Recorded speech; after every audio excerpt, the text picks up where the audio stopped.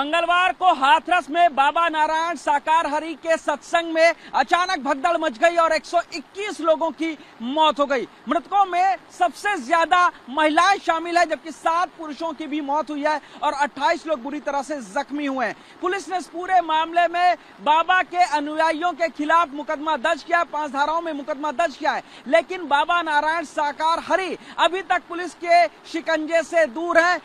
उम्मीद की जा रही थी कि बाबा हाथरस से निकल के मैनपुरी के बिछुआ के अपने इस आश्रम में आए हैं, लेकिन अभी तक इस बात की पुष्टि नहीं हो पाई है कि बाबा इस आश्रम में है या नहीं। हालांकि यहाँ के इलाके के सीओ ने सुबह ये कहा है कि बाबा यहाँ पर नहीं है, लेकिन सुरक्षा के लिहाज से आप देखेंगे कि पुलिस कर्मियों को यहाँ तैनात कर दिया गया है। दरअसल ये बाबा का बिछुआ का मैनपुरी में आश्रम है, बड़ा आश्रम है। यहीं पर बाबा नारायण यहाँ पर साकार जी रहते थे, लेकिन फिलहाल बताया जा रहा है कि वो यहाँ पर नहीं है। उम्मीद की जा रही थी कि वो इस हादसे के बाद पहले यहीं पर आए हैं, यहीं पर छुपे थे और यहाँ पर अभी तक उनके होने का कोई भी प्रमाण नहीं है। पुलिस मना कर रही है। फिलहाल पुलिस इस पूरे मामले में मुकदमा दर्ज कर चुकी है और आरोपियों की तलाश की जा रही है। लेकिन सवाल ये उठता है कि बाबा का ये जो आश्रम है उसमें बाबा कब से रहते थे, कितना बड़ा ये आश्रम है, कौन कौन यहाँ पर रहता था और क्या वाकई में बाबा इस हादसे के बाद भाग करके यहाँ आए।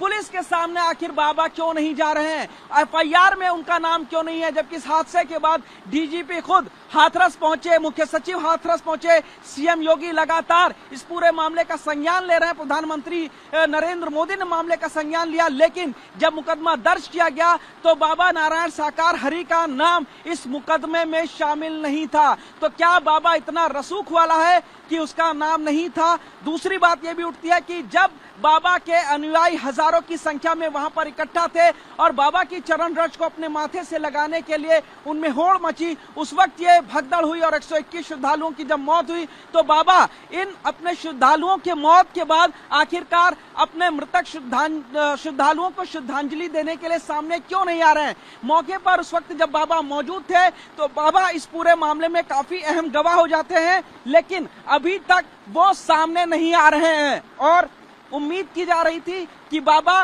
बिछुआ मैनपुरी के अपने इस आश्रम में होंगे, लेकिन यहाँ पर भी बाबा नहीं है। लेकिन यहाँ पर पुलिस कर्मियों की बड़ी संख्या में तैनाती यहाँ पर कर दी गई। आप देख सकते हैं कि पुलिस यहाँ पर बाबा के इस कह सकते हैं कि ये जो आश्रम है यहाँ पर मौजूद है। ये भव्य आश्रम बाबा का है।